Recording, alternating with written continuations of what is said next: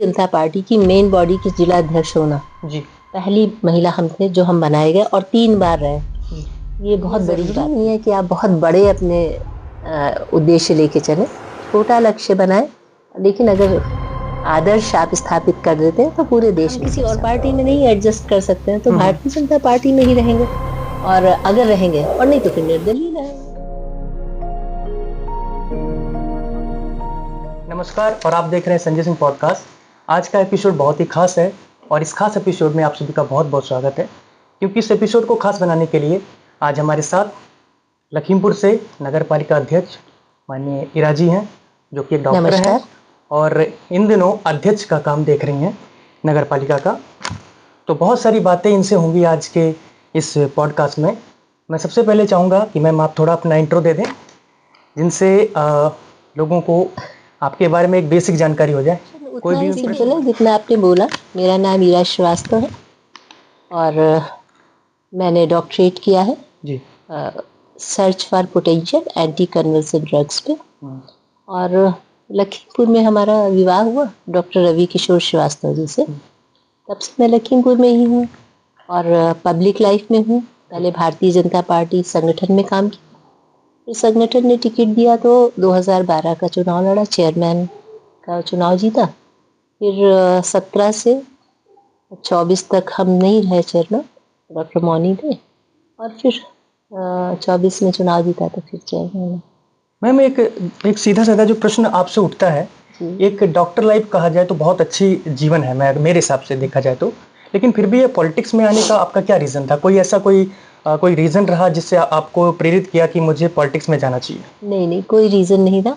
आप हमें accidental politician मान सकते हैं। अच्छा। बस हमारे हस्बैंड का एक ये था कि इस शहर को सही करने के लिए तुम्हें चुनाव लड़ना होगा, और वो बार बार जब हमसे कहते थे तो हम हंस देते थे कि हमें लगता था मतलब कोई हमारा ना पॉलिटिक्स में कोई दखल था और ना ही हमारा कोई इंटरेस्ट था। लेकिन फिर परिस्थितियां ऐसी बनती गई और बस वो एक्सीडेंटली हम आए, पार्टी में आए, चुनाव लड़ा और फिर चेयरमैन बने। मेडिकल प्रोफेशन में हर कोई रहता है, लेकिन जब आप राजनीति में आए तो आपको कोई चैलेंजेस फेस हुआ कि मुझे ये डिसीजन लेने में बहुत सारी दिक्कतें आ रही हैं, ऐसा कभी कुछ? एक तो हमारा जैसे बिल्कुल मेडिकल क्लिनिकल नहीं है हमारा सब्जेक्ट जो है वो इन्वेस्टिगेशन, जैसे कि जांच वगैरह करने का है। दूसरा ये है कि हमारा अपना ही स्वभाव है कि बिना चैलेंजेस के लाइफ जो है वो बहुत ही ये लगता है कि ना फिर कोई रस नहीं रह जाता। तो चैलेंजेस तो होने ही चाहिए, पर हमें आज तक अभी तक कोई भी चैलेंजेस लगे नहीं है। हम चाहे पॉलिटिक्स में रहे हैं, पब्लिक लाइफ, सोशल लाइफ, या हमारा अपना जो फैमिली है, उसमें देखिए ऐसा अप्स एंड डाउन्स, और कुछ इधर उधर, तो वो तो जिंदगी का वही मजा है, वो तो चलता रहता है। लेकिन राजनीति में आके कोई हमें मुश्किलें आई हों, दिक्कतें आई हों, ऐसा कुछ फिर भी एक ऐसा रहता है कि जैसे हमने देखा है भारत में लगभग जितने भी नेता देखे लगभग एक पुरुष वर्ग से आते हैं, लेकिन एक महिला के नाते आप कुछ तो यानी कि ऐसी प्रॉब्लम्स होती हैं, जैसे अगर हम इतिहास को खंगालें तो हमने झांसी की रानी को देखा, और मुगल पीरियड में देखें तो रजिया सुल्ताना को देखा, तो वहां पर भी हमें देखने को मिला कि 4 साल में उसका तख्ता पलट हो जाता है। तो क्या ऐसा कभी लगा कि पुरुष वर्ग आपको डायरेक्टली इनडायरेक्टली आपको पीड़ित कर रहा है, या कुछ आपको डिसीजन लेने में दिक्कत आ रही है? कोई दिक्कत नहीं आती। और एक्चुअली क्या है कि हमारा या तो पालन पोषण जो हुआ है जी। हमारा, जैसे पिताजी संघ में थे, हमारे यहाँ पॉलिटिक्स में कोई नहीं रहा, हम ही हैं, और दूसरा आर्य समाज के प्रधान थे जी। तो हम लोगों के यहाँ मतलब जेंडर बायस्ड कुछ भी नहीं था, लड़के और लड़की में कोई अंतर कभी किया नहीं गया। तो हमारा जो है स्वभाव है, हम कभी भी जब हम सोचते हैं तो एज ए पर्सन सोचते हैं, हम एज ए विमेन या एज ए मैन वो कुछ नहीं सोचते हैं। हमारा एज ए पर्सन है, और अगर हम कोई काम नहीं कर सकते, जैसे भारतीय जनता पार्टी की मेन बॉडी के जिला अध्यक्ष होना जी, पहली महिला हम थे जो हम बनाए गए और 3 बार रहे, ये बहुत बड़ी बात थी। लेकिन हमने कभी उसको ये नहीं सोचा कि हम महिला हैं तो हम कैसे करेंगे, हमने वैसे ही किया जैसे एक जिला अध्यक्ष को करना चाहिए। हमने चेयरमैन का चुनाव जो जीता था वो हमारी महिला सीट नहीं थी, हमने जनरल सीट पे लड़ा था, ज्ञान वाजपेयी जी से हमारा चुनाव हुआ था, तो हमने उसमें ये नहीं सोचा कि हम महिला होकर लड़ रहे हैं, हम बस एक चुनाव लड़ रहे हैं, चेयरमैन का चुनाव है।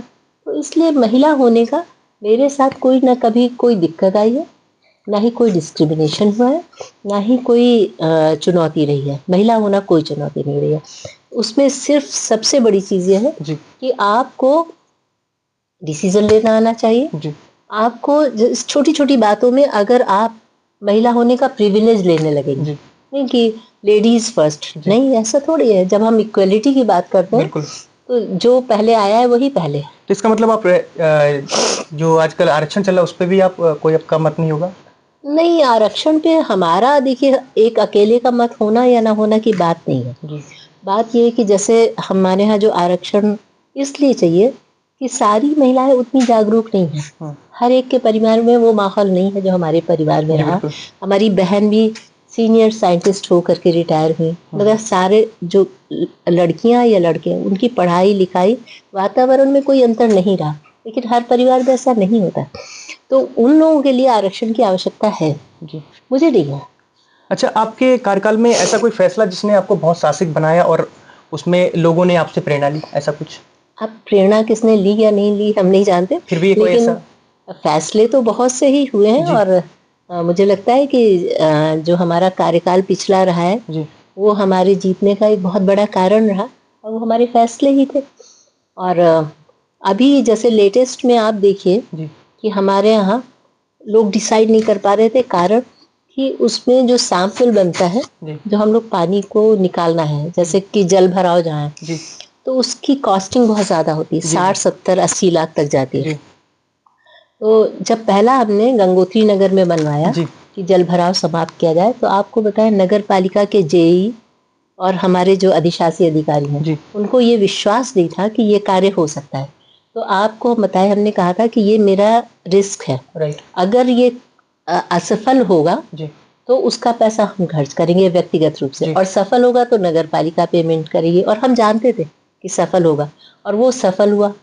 जो देखिए, लेकिन फिर भी आज धरातल पर देखा जाए कुछ कमियां उसमें देखी गई हैं, जिसमें बता रहे हैं कि अभी भी थोड़ा थोड़ा ऐसा है कि जल भराव है कि देखिए कमियां तो निकालने के लिए तो आप वही है ना कि हर काम में आप कुछ ना कुछ कमी तो निकाल ही सकते हैं। तो जो कमी निकालना चाहते हैं वो निकालेंगे, उसमें कोई नहीं। लेकिन आप जरा सुंदरपुरम में जाइए, आपको कहीं पे भी अगर पानी भरा हुआ मिल जाए तो आप हमें बता दीजिए। गंगोत्री नगर की सिचुएशन ये थी कि जैसे वो एक कटोरा है, इस तरह का है, पूरा भट्ठा था, तो पानी हमेशा ढलान में जाता है, हमारे नाले ऊपर है सड़क पे, तो ये ऊपर पानी जाएगा कैसे, तो ये लोग सोच नहीं पा रहे थे। तो हमने उस पानी को एक जो मेन हमको लगा कि यहाँ पे इकट्ठा होता है, वहाँ एक वेल बनाया, उसमें हमने एक पंप लगाया और उस पानी को लिफ्ट किया। लिफ्ट करके हमने पाइप से ऊपर, जैसे है होता है ना कि आपने ऊपर चढ़ाते हैं टंकी में, उस तरह सिस्टम बना करके फिर हमने नाले में पहुंचा दिया। वो उल नदी में नाला मिलता है हमारा, तो वो पानी निकल गया। तो ये सिस्टम जब पहली बार जब एकदम जैसे 1 घंटे के अंदर पूरा सूख गया, तब ये लोग हैरान हो गए कि मैडम ये सिस्टम भी बन सकता है, हम लोगों ने कभी सोचा नहीं था। तो फैसले हम जब लेते हैं तो हम कठोर फैसले भी लेते हैं और निर्णायक भी लेते हैं, और हमें कॉन्फिडेंस भी होता है क्योंकि हम स्टडी करते हैं पूरा। कोई भी सिस्टम को लगाने चलाने के लिए हम पहले स्टडी करते हैं कि वो हो सकता है कि नहीं हो सकता है, और हमें मालूम था कि होगा, वरना आदमी इतना पैसा दांव पे नहीं लगाता है। लेकिन एक चीज मैंने जो मैम देखी है, अभी मैं जो कहूँ, आपने जल भराव की बात कही, लेकिन कहीं कहीं जो आपके नगर में पानी की सप्लाई लेकर जो प्रॉब्लम आ रही है, तो उसमें अगर देखा जो हाथीपुर जो उत्तरी है, उसमें रथ वाला जो मंदिर है उसके पीछे की जो मैं धरातल पर जाकर मैंने जब पता किया, तो उसमें ये देखा गया कि वहां पर आज भी पानी यानी कि साफ सुथरा नहीं मिल पा रहा लोगों को। उसके लिए आपकी क्या रणनीति है? रणनीति नहीं, वहां पे आपको नहीं मालूम है, आपको मिनी ट्यूबवेल जो है उसको बोर करा दिया गया है, सिर्फ उसका कनेक्शन होना है, और कनेक्शन के बाद 24 घंटे पानी लोगों को। क्या नगर पालिका की कोई ऐसी स्कीम हो सकती है जिसके हम यानी कि पूरे लखीमपुर में ऐसा देख सकें कि हर जगह मुझे यानी कि इक्वलिटी देखने को मिल रही, हर जगह एक जैसा पानी, हर जगह एक जैसी सिचुएशन? ऐसा बेटा घर में होता है क्या? नहीं, फिर भी आपका मतलब एक अध्यक्ष के नाते, हमारे अध्यक्ष के नाते यहाँ के रहने वाला एक एक आदमी हमारे लिए बहुत इम्पोर्टेंट है, और सबका काम होना चाहिए। पर हम लोगों की लिमिटेशंस है कि जैसे हमारे पास 6 गैंग है, 30 वार्ड है ना, और 30 वार्ड में 2-2 लीकेज अगर है तो 60 लीकेज हो गए, और हमारे 6 ही गैंग हैं। तो हमको मतलब ये होता है ना, प्राथमिकता कहाँ पे है, कहाँ पे बड़ी पाइपलाइन टूटी है जिससे पूरा मोहल्ला दिक्कत में है, उसको करना है। और ये प्रॉब्लम कब से आई है? हमारे पिछले कार्यकाल में नहीं थी प्रॉब्लम, उसके बाद नगर पालिका की नई प्रॉब्लम, जल निगम ने नई पाइपलाइन डाली। उसमें वो जिस तरह का भी हो, क्या हुआ सिस्टम हम नहीं जानते, पर जैसे ही पानी फोर्स से चलता है वो पानी एकदम से वो टूट जाती है पाइपलाइन, और फिर उसको ठीक करने में टाइम लगता है, तो पानी बाधित होता है। आई थिंक आज के डेट में अगर देखा जाए तो मोदी जी हर घर नल से जल जो बात देखिए, कनेक्शन तो सब जगह है, जो आपसे हम बता रहे हैं कि क्या प्रॉब्लम्स आती हैं, हर घर में है कनेक्शन, ऐसी कोई बात नहीं है। वो मोदी जी की स्कीम बिल्कुल ठीक है, लेकिन अब कहाँ पे क्या प्रॉब्लम हुई, देखिए वो जल निगम का काम है, हम उसको एक्सप्लेन नहीं कर पाएंगे क्या प्रॉब्लम हुई, लेकिन कुछ तो प्रॉब्लम हुई है कि जैसे ही हमारा प्रेशर से रिलीज होता है पानी, तो वो फट जाती हैं पाइपलाइंस, इस वजह से पानी। और हमारी वो लिमिटेशन है कि 6 गैंग है, हर गैंग में 3 लोग हैं, मतलब एक प्लम्बर है और 2 उसके असिस्ट करने के लिए हैं, तो 6 गैंग है, तो वो 30 वार्ड को इक्वली हम नहीं कर सकते। जहाँ प्राथमिकता होती है वहाँ हम लोग भेजते हैं, और कराना सारा ही है, कराते भी हैं, थोड़ा टाइम लगता है। जनता की उम्मीदें और राजनीतिक जो वास्तविकता के बीच में आप कैसे संतुलन बनाती हैं? अधिकतर आपको देखा गया आप एक प्रेरणादायक कहूँ तो मैं नेता हैं, और मैं कहूँ तो आप एक हम नेता नहीं है। हम आपको बता दें कि हम वही जनता ही है, जो जनता है वही हम है। आप बताइए, हम लोगों को क्या कोई स्टेटस मिलता है? जी, हमारा कोई प्रोटोकॉल नहीं है, एक प्रथम नागरिक कहा गया है केवल, तो नागरिक ही तो है।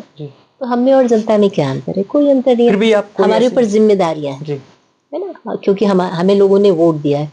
वोट हमारे लिए एक कर्ज है, उनका ऋण है, और वो हमको चुकाना है। अभी हमारे 3 साल पूरे हो जाएंगे 26 मई को, अभी 2 साल और हैं, तो अभी हमको भरपूर काम करके और उन सब की उम्मीदें सबको ठीक करना है।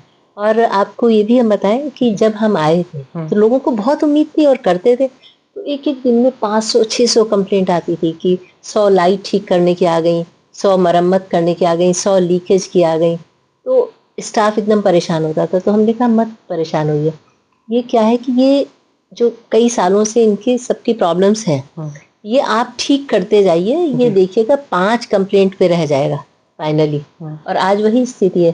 देखिए, कंप्लेंट्स तो आएंगी, आज हमारा जनरेटर खराब हो गया, कल हमारी पाइपलाइन में कुछ दिक्कत आ सकती है, घर में ये होता है, तो ये तो घर है, तो ऐसे ही नगर में होती है। लेकिन क्या होता है कि कंप्लेंट्स 500 से 5 पे आ जाए, यही एक बहुत बड़ी उपलब्धि होती है। एक जो आपका मैं कहूँ तो जनरल क्वेश्चन उठता है कि आप लखीमपुर को 5 साल में कहाँ देखना चाहेंगी, और आपकी क्या रणनीति उसको लेकर, यहाँ के युवा वर्ग को विशेषकर देखा जाए तो उसके लिए क्या रणनीति? देखिए, युवा वर्ग के लिए तो योगी जी, मोदी जी बहुत कुछ कर रहे हैं, और जो नगर पालिका से जो कहा जाएगा वो हम लोग करेंगे। हम लोगों का जो है लॉ एंड ऑर्डर। मैम, अभी आपने योगी जी और मोदी जी का नाम लिया, इन बातों को लेकर मुझे एक प्रश्न जो उठ जाता है। मैं जब धरातल पे गया तो मैं अधिकतर मेरे को यानी कि सुनने को मिला कि पहले ईरा जी ने पार्टी से टिकट लिया, और दूसरी बार निष्पक्ष तरीके से आई, और बाद में फिर पार्टी को जान। ये मेरे समझ में नहीं आया कि क्या पार्टी का प्रेशर था आप पर, या आपको लगा कि मुझे उसमें जुड़ने से मुझे फायदा मिलेगा? हम तो निर्दलीय इसलिए लड़े जी, क्योंकि हमें ये लगा, देखिए परिवार में भी हमारे पेरेंट्स भी कई बार अगर गलती करेंगे तो हम अपने घर को छोड़ नहीं देते हैं। बिल्कुल, हमने नहीं छोड़ा पार्टी, हम चुनाव लड़े निर्दलीय, हम जीते, लेकिन हमारी मानसिकता, हमारा सब कुछ भारतीय जनता पार्टी का था, और हम वेट कर रहे थे कि कब वो बुलाए और हम वापस जाए। जब बुलाया उन्होंने तो हम चले गए। बस पार्टी को तो हम किसी और पार्टी में नहीं एडजस्ट कर सकते हैं, तो भारतीय जनता पार्टी में ही रहेंगे, और अगर रहेंगे, और नहीं तो फिर निर्दलीय रहेंगे। अच्छा, अगर देखा जाए विरोधियों की सबसे बड़ी आलोचना क्या है, और उस पर आपका कैसे सामना होता है, उस पर क्या जवाब है? देखिए, हम तो किसी को विरोधी मानते ही नहीं है। अच्छा, हमारा ये था, ये हम लोग चुनाव लड़ते हैं जी, है ना, दुश्मनी नहीं पालते, विरोध किसी से भी नहीं है। विरोध ये रहता है कि देखिए, कई बार आपको हम बताएं कि एक बंदे ने फोन किया, ठीक है वो करें हमें कि बहुत नरक है, तो हमने कहा अच्छा, आपके ही वार्ड से अभी तक कोई कंप्लेंट नहीं आई, नरक कैसा है, आपके घर के ही सामने होगा। बोले हाँ, बस मेरे घर के सामने का कूड़ा पड़ा हुआ। तो अगर आपके घर के सामने सिर्फ कूड़ा पड़ा है, तो आप पूरे लखीमपुर को नरक नहीं कह सकते। जी। और ये तो कोई कहने की बात नहीं है। हमने कहा ठीक है, आपका हम मोबाइल नंबर हमने तुरंत कॉपी किया, जी। व्हाट्सएप किया सफाई इंस्पेक्टर को और सफाई हो गई। तो कई बार ये विरोध नहीं होता है, ये एक उबाल है मन में कि हमारे यहाँ क्यों नहीं कर्मचारी आया है ना, तो वो उसको हक है कहने का, क्योंकि उसने हमें वोट दिया है, सपोर्ट किया है, इस उम्मीद से कि हम उसका काम करें। पर प्रॉब्लम ये होती है कि हम 3 लाख लोगों के पास व्यक्तिगत नहीं पहुंच सकते, तो उसमें हमारी सहायता सभासद करते हैं। कई बार सभासदों से भी चूक हो गई तो वो व्यक्ति हमको खुद कॉल कर लेता और हम उसको कर देते हैं काम को। कभी कभी लगा कि ईमानदारी एक नेता आपको कार्य करते हुए थोड़ा मुश्किल पड़ रही है कोई डिसीजन लेने में? हमें तो कोई नहीं। फिर भी कोई ऐसा केस जो आया हो, आपको लगा हो, फिर भी कोई भी ऐसा केस जो आपको लग रहा हो कि आपको डिसीजन लेना ही पड़ेगा और आप सोच रही हो कि मुझे? नहीं, ऐसा नहीं है। डिसीजन भी जो हम लेते हैं बेटा, वो हम सामूहिक निर्णय ही करते हैं। अच्छा। देखिए, हमारे जो काम होते हैं, आप कभी भी हमारी फेसबुक पे देखिए, पूरा अपलोड होता है और उसमें नगर पालिका परिषद लखीमपुर के द्वारा कराए गए कार्य लिखा होता है। क्यों? क्योंकि इरा श्रीवास्तव अकेले नहीं कर रही है, वो टीम काम कर रही है, हम तो केवल निर्देश देते हैं। तो हमारी टीम काम करती है और जितने निर्णय होते हैं हम लोग सभासदों के साथ बैठ के, अधिकारियों के साथ बैठ करके सामूहिक रूप से निर्णय लेते हैं। और कई बार जो हम निर्णय लेते हैं उसमें हम लोगों के साथ तारतम्य बिठाते हैं कि हमने सोचा कि ऐसा होना चाहिए, लेकिन अगर और सब लोग ये कह रहे हैं ऐसे नहीं, इसको ऐसे करना चाहिए, तो हम उसमें हमारे शहर के विकास के सामने मेरी ईगो माने नहीं रखती। हम हमेशा अपने पैर पीछे कर सकते हैं अगर हमको कोई ये कन्विंस कर दे कि आपका डिसीजन ठीक नहीं है। और कभी कभी ऐसा हुआ है कि सभासदों ने या अधिकारियों ने हमको कन्विंस किया कि ये चीज़ ऐसे करने से ठीक नहीं रहेगा, तो हम उसमें कोई ईगो की बात थोड़ी है, बात तो ये कि अच्छा काम होना चाहिए। जी। इरा श्रीवास्तव को देखते हुए क्या ये सोचना चाहिए कि यानी कि ये एक नगर पालिका अध्यक्ष है और भावी समय में भी ये अध्यक्ष ही रहेंगी? आपकी कोई ऐसी कोई रणनीति अंदर ही अंदर चल रही हो कि मुझे आगे चलकर विधायकी या सांसदी के लिए आगे बढ़ना है? हमें विधायकी या सांसदी का तो बिल्कुल ही नहीं है, क्योंकि हम बहुत ही फैमिली लविंग पर्सन हैं। तो हम परिवार को छोड़ करके क्षेत्र में या कहीं नहीं जाना चाहते। तो हमारे लिए मोस्ट सुटेबल काम यही है, चेयरमैनशिप, कि हम अपने घर में ही, हमारा ऑफिस भी है, नगर पालिका भी 1-1.5 किलोमीटर दूर है, और पूरा क्षेत्र भी अगर हमको घूमना है तो 5 किलोमीटर की रेंज में हो जाता है। तो हम अपना शाम को अपने घर पे ही मौजूद हैं। फिर भी पार्टी अगर देखे कि इरा श्रीवास्तव ने बहुत अच्छे काम किए और पूरे अगर प्रदेश की दृष्टि से देखा जाए, हमारा जनपद एक यानी कि सब क्षेत्रफल की दृष्टि से सबसे बड़ा है, तो आपको अगर मौका दिया जाए कि नहीं, आपको यानी कि पार्टी से सांसद का टिकट ऑफर हो रहा है, तो क्या करेंगे आप उस वक्त? हम नहीं लड़ेंगे। नहीं लड़ेंगे। हम संगठन में काम कर सकते हैं। देखिए, संगठन का काम आप हमको प्रदेश नहीं, चाहे जहाँ का भी दे देंगे, हम करेंगे। लेकिन हम सांसदी और विधायकी, देखिए हमने कहा ना, हम बहुत जिम्मेदार टाइप का हमारा स्वभाव है। अगर हम चुनाव लड़ेंगे तो 100% हम चाहेंगे कि उसके साथ हम न्याय करें। और हम अभी हमें समझ में नहीं आता है कि हम इतने बड़े क्षेत्र में न्याय कर सकते हैं कि नहीं कर सकते हैं। तो अननेसेसरी उस चक्कर में मुझे नहीं पड़ना है। हमें संगठन में हम काम कर सकते हैं, क्योंकि संगठन का मेरा लंबा एक्सपीरियंस है भाई। एक बार महिला मोर्चा जिलाध्यक्ष, 3 बार मेन बॉडी के जिलाध्यक्ष, फिर अवध क्षेत्र प्रभारी, फिर उसके बाद में प्रदेश कार्य समिति सदस्य 5 बार, फिर राष्ट्रीय परिषद सदस्य। तो संगठन का एक लंबा अनुभव है और मुझे अच्छा भी लगता है भारतीय जनता पार्टी संगठन के लिए काम करना। तो संगठन में कोई भी अवसर होगा तो वो हम करेंगे, लेकिन चुनाव हम और कोई नहीं लड़ेंगे। आजकल विशेषकर देखा जाए तो युवा वर्ग जो है अपने नाम के आगे युवा नेता, युवा भाजपा नेता, युवा फला पार्टी नेता इस तरीके से लगाते हैं। खासकर लड़कियों के लिए आपका क्या मैसेज जो आने वाले समय में राजनीति में आना चाहते हैं? देखिए, अपने आप को स्वयं नेता कहना तो हमें लगता है कि ये तो नहीं है। नेता अगर कोई कहे तो दूसरा कहे तो ठीक लगता है, स्वयं खुद स्वघोषित कुछ भी नहीं होना चाहिए। और हम तो हमेशा कहते हैं कि हम तो एक सोशल वर्कर हैं, हम नेता नहीं हैं। हमें नेतागिरी शब्द से कई बार उठाईगिरी की बू आती है, तो हम नेतागिरी वाला तो हमारे अंदर ना कुछ है, ना हम करते हैं। फिर भी देखा जाए विशेषकर लड़कियों के लिए आपका क्या संदेश है जो आने वाले समय में अपना करियर राजनीति में देखना चाहती हैं? राजनीति करियर नहीं, हम सबसे यही कहना चाहते हैं कि अगर आप राजनीति को करियर बनाएंगे तो आप भ्रष्टाचार करेंगे। आपकी आमदनी के साधन अलग होने चाहिए, आपका व्यवसाय अलग होना चाहिए। राजनीति जो है उसको सामाजिक कार्य समझ के करें, तभी आप आराम से कर सकते हैं। आज भी आपको ये हम 1 हफ्ते से थोड़ा सा हमें बीमारी है, आपको आश्चर्य होगा कि आज भी हम क्लिनिक पे जाके 2 घंटे 3 घंटे समय देते हैं, इसलिए कि मेरा इनकम का सोर्स वही है। मेरा इनकम का सोर्स और कोई नहीं है। हमारा इनकम का सोर्स हमारी एग्रीकल्चर लैंड है, जो मतलब हमको पुश्तैनी रूप से मिली हुई है, या फिर जो हमारे व्यवसाय हैं वो है। हमारा राजनीति जो है वो करियर नहीं है, राजनीति हमारा पैशन है, जिसके माध्यम से हम शहर को ठीक करना चाहते हैं, हम लोगों के साथ कुछ अच्छा करना चाहते हैं, कि जैसे एक हैप्पीनेस उनमें आ जाए कि भाई छोटे छोटे काम होते हैं उनके नहीं हो पाते थे, अब वो निसंकोच हमसे आके मिलते हैं, क्योंकि वो हम आम आदमी की तरह रहते हैं, तो उन्हें कोई आने में बात करने में दिक्कत नहीं होती। तो कभी उनको लाइट खराब हो गई, उन्होंने हमसे कहा, हमने ठीक करा दिया, उनको खुश देखते हैं तो मुझे अच्छा लगता है। पार्क में बच्चे खेलते हैं, पार्क हमने सारे सारे हमारे ही बनवाए हुए हैं, उनको देख करके बहुत अच्छा लगता है, खुश हो जाते हैं हम कि चलो सड़कें बनवाई हुई हैं या लाइट्स हैं लगी हुई, तो उनसे जब लोगों को खुश देखते हैं तो हमें खुशी होती है। बाकी और क्या है, यही तो है कि लोग खुश रहें, हम तो यही कभी चाहते हैं। विशेषकर आपका मैम ये एक रुझान रहा या कभी इस चीज को लेकर जिज्ञासा रही कि हमारे लखीमपुर खीरी में बहुत सारे प्राइवेट स्कूल्स हैं, तो उनकी फीस को लेकर आपकी कोई रणनीति जिस पर आप उनसे कुछ कह नहीं, सकें? हमारा कुछ नहीं, और हमारा भी प्राइवेट स्कूल ही है। जी।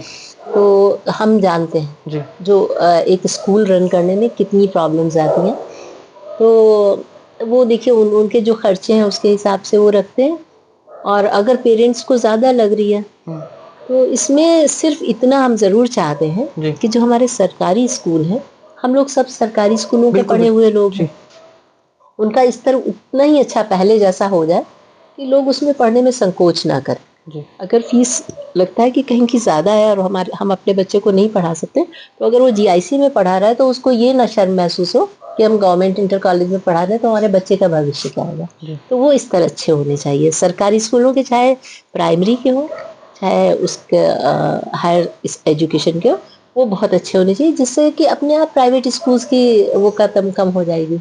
आजकल एक चलन हो गया है इंग्लिश बीएस हिंदी, तो आप उस पर वर्सेस क्या कहना चाहेंगी? मतलब लैंग्वेज तो सभी सीखनी चाहिए। जी। और लेकिन हमारे जो यानी कि गवर्नमेंट स्कूल हैं जितने भी जिनकी बात आप भी कर रही हैं, तो मोस्टली उसमें हिंदी को ज़्यादा प्रेफर किया जाता है, तो उस पे क्या कहेंगे? ये तो देखिए उसकी बात है। देखिए हमने अभी अपने हस्बैंड के नाम से एक उनके, हमारा पहले डिग्री कॉलेज था, कोविड में बंद हो गया था, तो बिल्डिंग हमारी खाली पड़ी हुई थी, तो उसको हम लोगों ने पुताई उताई करा के doctor Ravi memorial international school बनाया। तो वो एक मिशन की तरह हम लोग अपने वहीं ग्रामीण बच्चों को पढ़ा रहे हैं। तो आपको बताएं, हम लोग उनको कॉन्वेंट एजुकेटेड जो टीचर्स हैं वो प्रोवाइड कर रहे हैं, और सारा माहौल वही रखा है कि वो इंग्लिश में बात करें। और 1 साल ही हुआ है, आप उन बच्चों से मिलिए, आप देखेंगे कि उनकी अब जो है वो उसी गांव के हैं जो फर्राटे से गाली बकते थे, जो बिना नहाए स्कूल आते थे, नाखून नहीं काटते थे, बाल नहीं काटते थे। अब उनको जरा आप कभी देखिए कि कितना चेंज आ गया। अगर आप कमिटेड हैं परिवर्तन करने के लिए तो परिवर्तन होगा, चाहे सरकारी विद्यालय हो चाहे प्राथमिक हो। होता ये है कई बार, हम हर एक को नहीं कह रहे, कुछ लोग कि उनको अगर वेतन मिलने लग गया तो उनका कमिटमेंट खत्म हो जाता है शिक्षा के लिए, कि शिक्षा, वो शिक्षक है, उनको शिक्षा बांटनी है, पर वो भूल जाते हैं, वो उसको एक केवल काम समझ के निपटाने लगते हैं। तो ऐसा कुछ नहीं है। देखिए हम सरकारी विद्यालय में ही पढ़े, लेकिन उसके बाद हम इंग्लिश मीडियम में पढ़े, और आपको मतलब हम बताएं कि हमें स्विच ओवर करते हुए कुछ लगा ही नहीं कि हम जो है सरकारी से और इंग्लिश मीडियम में आ गए, आईटी कॉलेज में आ गए या कहीं आ गए। तो क्योंकि पढ़ाई इतनी ज़्यादा रूटेड थी, मतलब इतनी अच्छी स्टडीज़ कराई जाती थी उस समय कि ये सब पता नहीं चलता था। अब जो है सरकारी विद्यालय में पढ़ाई का स्तर तो हमें नहीं लगता है कि अच्छा रह गया। होना चाहिए, ठीक होना चाहिए। फिर भी उस पे गवर्नमेंट की कोई रणनीति जो उसको इफेक्टिवली काम करे, जैसे हमारा ये आपने जैसे हमारा क्षेत्र नहीं है, लेकिन हम चाहते हैं कि जो हमारे सरकारी विद्यालय हैं वो बहुत अच्छे मतलब स्तर के हों, कि लोग जो है पैसा ना खर्च करें ज़्यादा, है ना।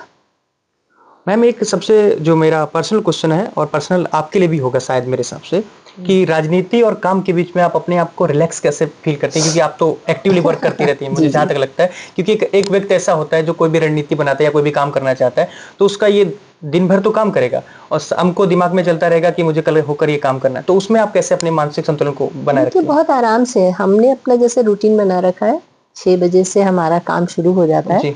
अपना जो हमारे पर्सनल काम है वो हम 9 बजे तक फिनिश करके एकदम तैयार हो जाते हैं। फिर जनता के जो काम है निपटाए, हम 2 बजे तक काम करते हैं। 2 से 4 हमारा फ़ोन हमेशा स्विच ऑफ होगा।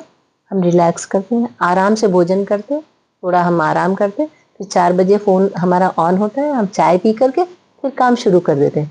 क्योंकि देखिए आपको अपने आप को रिचार्ज करना बहुत ज़रूरी है ना, अगर आपको एक्टिव रहना है। और फिर हम काम करते रहते हैं, फिर हम 8 बजे से फिर मिलना बंद कर देते हैं, फिर हम ऑफिस का वर्क करते हैं, क्योंकि वो शांति से करना चाहिए।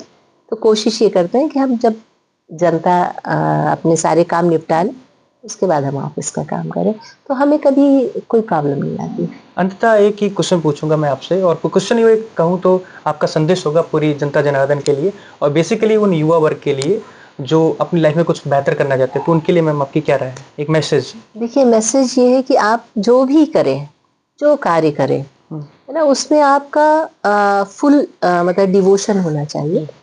और बहुत सारे उपदेश तो सब लोग देते हैं, वो सुन भी लेते हैं लोग, वो उसको अपने जीवन में नहीं लाते। ये जो आपने अपना कोई लक्ष्य अगर बनाया है, तो उसके लिए फुल डेडिकेशन और उसके लिए जितनी मेहनत आप कर सकते हैं वो करें। ऐसी कोई चीज़ नहीं है, अगर आप पेशेंस के साथ में ये करते हैं तो उसको अचीव ना कर सकते हो। आप अचीव करेंगे, लेकिन अब आप अपने लक्ष्य से भटके नहीं, और लक्ष्य बना करके जुनून के साथ में काम करना है। देखिए, जब तक जुनून नहीं होगा, जब तक आप सक्सेस नहीं हो सकते। उस जुनून और जिद को ले करके आगे बढ़िए, आप निश्चित रूप से सफल होंगे। धन्यवाद मैम, और इसी के साथ आज की वार्ता को मैं यहीं पर विराम देता हूं। और आप लोगों ने हमें बहुत प्यार दिया, ऐसे ही हम जो हमारे डिस्ट्रिक्ट लखीमपुर खीरी के अंतर्गत व जो बाहरी क्षेत्र में है, हमारी एक पहल है कि हम हर एक व्यक्ति तक पहुंच सके, उनके क्या उद्देश्य हैं देश को लेकर, देश को बढ़ाने में, अपने क्षेत्र को बढ़ाने में, हम आप तक लाते रहेंगे।